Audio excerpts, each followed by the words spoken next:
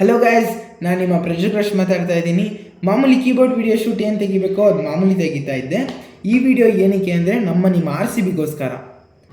ನಿನ್ನೆ ಏನು ನಡೀತು 2025 finals of Tata IPL RCB versus Punjab.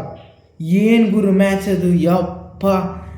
ಕೊನೆಗೂ ನಿಮ್ಮ 18 ವರ್ಷ ಕನಸು ಈಗ ನನಸಾಗಿದೆ.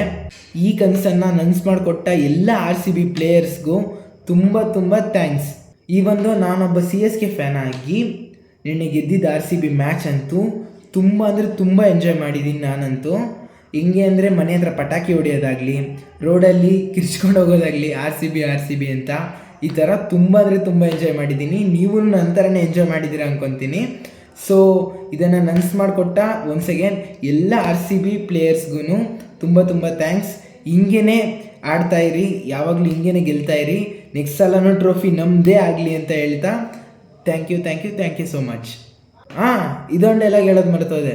ನಾಟ್ ಈ ಸಲ ಕಪ್ ನಮ್ಮದೇ, ಈ ಸಲ ಕಪ್ ನಮ್ಮದು.